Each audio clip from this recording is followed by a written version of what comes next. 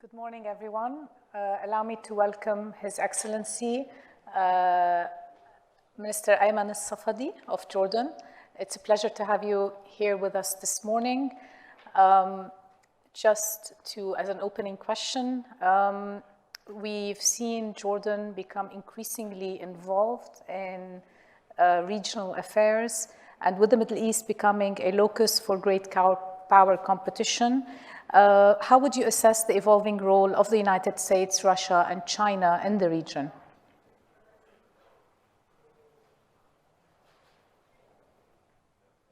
I'm assuming I'm talking to Maha because I can't see. Yes, it's Maha. It's Maha. It's Maha. كيفك معالي? Yeah. Well, good morning to you all, and thank you for this session. The United States has always played a leading role in the region, and most of the issues with which we need to make progress, we do need an active U.S. involvement when it comes to the core issue in the region, which is the Palestinian-Israeli conflict, and our efforts to move ahead with the Middle East peace process with a view to achieving the lasting peace that we all seek on the basis of the two-state solution. We do need a U.S. engagement. We have seen this current administration announcing a number of positions that are encouraging and need to be engaged with a view to seeing how we can get all the parties back on the table. When it comes to Syria, there's been no strategy to address this conflict and really move forward towards a solution. And it is imperative that we do have U.S.-Russian cooperation in order to move ahead with efforts to bring about that solution. So Russia is a key player. The U.S. is a key player in Syria in particular. I do not believe that we will be able to get the progress that we all want to achieve unless we do have U.S.-Russian cooperation. Obviously, China has a lot of economic weight in the region, not much in Jordan in terms of investment, but if we look at the regional map, we do see China as a major economic player as well. Ultimately, I think the bottom line is that the Middle East is key to global security. Definitely, it's clear it's key to European security, and ultimately, we do believe that given that most of the conflicts in the region have global consequences, a global effort is needed to address them. And in addition to Russia and the US, I would also add and emphasize the important role that Europe has been playing and can play in the region as well. Foreign Minister Ali Hassan here, international TV presenter and journalist. Very glad to see that you could overcome the initial technical difficulties to join us here this morning. And speaking of overcoming technical difficulties, your country, of course, is very much engaged in expanding its role in regional stabilization initiatives. Could you lay out some of the initiatives, some of the priorities that your country has in the region at this moment? Jordan has always worked towards peace. We do believe that in order for us to be able to achieve this prosperity, economic achievement that we all need, we have to create a regional environment of stability and security and cooperation. We've been at the receiving end of every crisis in the region. If you look at our economic performance, you would see the tremendously negative impact of external shocks on our ability to move forward. 10 years ago, our economy was growing at about 8 to 10%. Even before COVID, it went down to under 2. And if you factor in the impact of refugees on Jordan, closure of borders, the impact of terrorism in the whole region, all that has impacted us. So accordingly, Jordan has always employed an active diplomacy with a view to working with all our partners to bring about solutions to the conflicts that we face. Priorities are clear for us. Number one priority is the Palestinian-Israeli conflict. The regional the regional lasting peace that we all seek, the comprehensive peace that we all want, will not be achieved without ending the occupation, bringing about the two-state solution that would allow for a Palestinian state with occupied Jerusalem on June 4, 1967 lines established to live in peace and security side by side Israel. So And now, as I say that, we cannot continue with the absence of political and both economic horizons in the Palestinian territories now. There's been no political horizon for a while. Economic conditions for the PNE and for the Palestinian people have been worsening. We do have to create both economic horizons and a political horizon, but I want to emphasize that economic horizons cannot and should not be seen as an alternative to political horizon. They should be seen and employed as an enabler of political horizon. The status quo is untenable, and the calm that we've all worked so hard to achieve would require not only not repeating steps, provocative, illegal steps that provoked the violence of April, May, but would also require proactive effort to bring about economic horizon and get the parties back to the table. UNRWA is another priority for us. The agency serves, as you know, about 5.6 million people.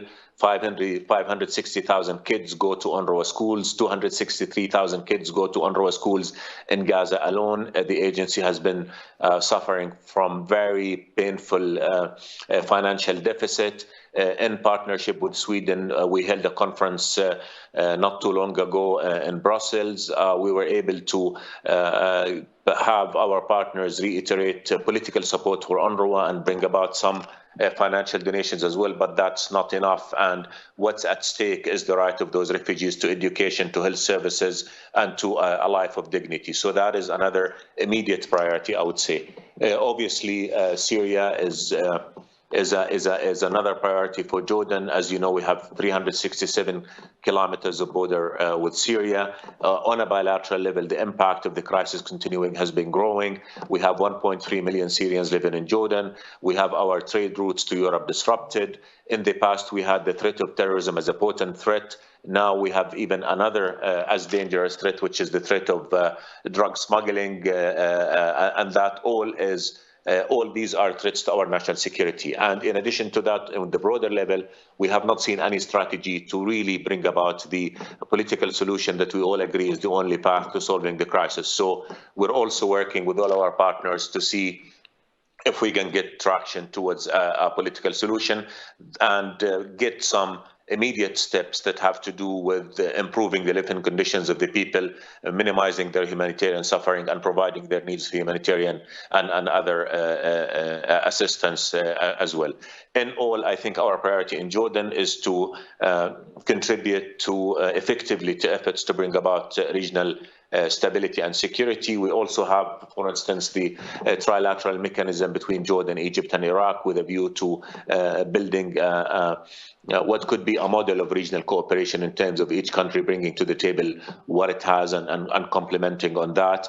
Supporting Iraq and supporting Iraq's stability is also a priority for us. We all know the tremendous price the whole world paid when Iraq was invaded by Daesh, and I use the word invaded carefully because it was an invasion. Daesh was not just Iraqis, it was fighters from all over. Iraq achieved a great victory, but still we need to consolidate that victory by, again, improving the living conditions of the people and supporting the efforts the current Iraqi government is taking to bring about tangible, achieve progress in livelihood of its people, and also consolidate security and move ahead with the political process that they have. Our region is full of crises, but we also believe that our region has a lot of opportunities. So what Jordan has always done is try to, again, mitigate those crises, contribute to peace and stability, and then work together to try bring about economic development and an opportunity. Minister Safadi, Maha again, Maha Yahya. Just to pick up on where you left off when it comes to the Middle East peace process and the Palestinian prospects for Palestinian statehood, Jordan's misgivings, obviously, over President Trump's deal of the century and concerns that this could be at the expense of Jordan have given way to renewed bilateral relations between Jordan and Israel, particularly, for example, cooperation over issues related to water and electricity. My question would be, can such cooperation support the revival of a Middle East peace process, or are we really at a point, does Jordan really at a point now accept that the reality of the two-state solution is simply no more. And what would that mean then for Jordan? The alternative to the two-state solution is the one-state reality. And I don't say one-state solution because one state will not be a solution. It will be an ugly reality, a reality of apartheid which cannot be tenable and which would only lead to deepening the crisis. So we cannot give up on the two-state solution. We do warn of illegal measures that undermine the viability of that solution. And as such, we continue to work with all our partners and our friends to make sure that we create horizon for the restoration of talks that would take us towards the two-state solution. Economic relations can never be an alternative to a political solution of the Palestinian-Israeli conflict, and that is something that has been a stable, constant position of Jordan. Economies help, but again, as an enabler of a political horizon and not as an alternative to a political horizon. In terms of cooperation, the previous Israeli government, previous Israeli prime minister, to be honest, did everything he could to disrupt everything in the region, not just when it comes to economic cooperation and development projects in the region, but also the horizons for peace and the peace process. With the Israeli government now that is in place, we do talk. We've had a peace treaty for 27 years, and our conversation is centered on how do we create the overall environment that would advance an environment of comprehensive peace in the region. I would remind you that when Jordan signed the peace treaty in 1994, it did so within the context of a collective search for peace following Oslo, and the promise then was a comprehensive peace that would unlock the potential of the region for more cooperation. So we continue to work on that as focus, and in the meantime we try to see how do we address problems and how do we create opportunities that would consolidate that environment to peace. Foreign Minister, I want to ask you about Lebanon. As a matter of fact, we have your counterpart, your Lebanese counterpart is here with us in Rome in person here in the room. And as we all know, over the past year, the socioeconomic situation in Lebanon has drastically decreased and deteriorated. So in your opinion, what steps can the international community and in particular Arab states take to alleviate the suffering, to improve the situation, to provide support to Lebanon in order, both the short and long term, in order to help the country, in order to move it forward? Your country obviously is engaged in a gas deal with Egypt that would provide electricity, gas to Lebanon via Syria. What other initiatives could be considered? What's on the table? Sir, the point of departure is that we've got to help Lebanon. We cannot afford another disaster in the region. We cannot afford for Lebanon to sink deeper into the crisis that is affecting all its people, and would, if it goes deeper, have terrible consequences for a region that is already plagued with more than enough of crises and trouble. We need to save Lebanon, the country and the people. This has been a priority for Jordan. His Majesty the King, when he was in the States earlier this year, was extremely focused on all of us coming together to help Lebanon, and we start with the immediate. And therefore, His Majesty set up a crisis center in Amman in coordination with our Lebanese brother to try and see how we can coordinate efforts, sending medical supplies and whatever immediate needs that are necessary for our Lebanese brethren. The issue of electricity also came up as a way to help Lebanon, and as such, this is an issue that His Majesty discussed with the American administration. We discussed it with all our partners, and now we proceeded in talks that would allow for two things. One, the provision of gas, Egyptian gas, through Jordan and Syria into Lebanon, and two, the provision of Jordanian electricity through linking with the Syrian grid and into Lebanon as well. And talks have progressed well on both fronts. Some technical issues remain to be worked out. On the issue of the grid, we're working for the grid in Syria to be fixed as maintenance is taking place. Ultimately, it's up to the Lebanese people to address the political process, and we do hope that the Lebanese would be able to proceed with the consolidation of their government institutions. Regionally, I think the challenge should be on supporting Lebanon, making sure it doesn't collapse further in the crisis that it's facing. And again, we have to accept that Lebanon, the country and the people should be given priority over whatever differences we have with the way in which politics of the country are being handled. So I would say there's a lot of responsibility on our Lebanese brethren themselves, and then without our support, still global support, they will not be able to address all the problems. But it has to start with a Lebanese-made, homegrown solution that would address their problems, and that should be consolidated and supported by a regional and a global effort. Thank you, Minister Safadi. Turning now from Lebanon to Syria. Some months have passed since the beginning of a dialogue with Damascus. I would ask, how would you assess the results that have been achieved so far? And in a kind of a reciprocal way, would you consider that Damascus is both ready and willing to give back? In other words, what does Syria need to do to be fully reinstated into the Arab League and brought back into the Arab fold, given all the challenges that we're all aware of related to the current system in the country and everything that has passed over the past decade? Look, I mean, again, as I said earlier, there are two dimensions to our relation with Syria and to our approach to the crisis in Syria. The first is bilateral.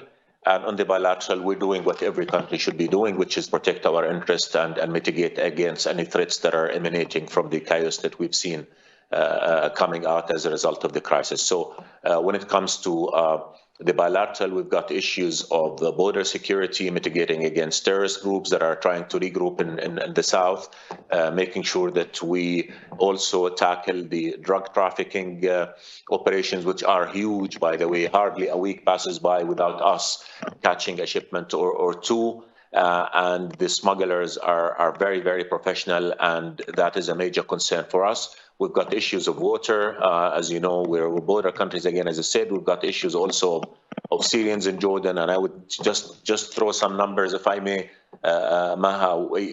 Over 70% of refugees in Jordan come from the immediate south and the deeper south into Syria. So what happens in the south is really something of great importance to us. And we've got the issues of trade between border cities and others. So transport across borders into Lebanon and across Jordan into Jordan and across Jordan into the Gulf as well. So these are issues that we're discussing with a view to making sure that we minimize the impact of the crisis in Syria on Jordan, and also help from a humanitarian perspective as much as we can. And when we speak of refugees, I have to, if you allow me, to warn against the decline in attention given to refugees and in support provided to them as well. There's a tremendous dangerous negative trend here with less and less support coming to refugees. And I keep saying to all our friends is that if we provide those refugees with education, with job prospects, with dignified lives, then they would be the army that would rebuild their country, and they would be positive members in the communities in which they stay as refugees. But if we abandon them to need and deprivation and bitterness and ignorance, then this is the environment on which all radical thinking preys. So we've got to be careful with that. And refugees cannot be the responsibility of host countries alone. People speak of donor fatigue. I have to also put against that host country fatigue as well. So I do hope that international support for refugees will pick up, because we cannot victimize those people twice. They've been victimized by the crisis. We cannot victimize them by not meeting their needs.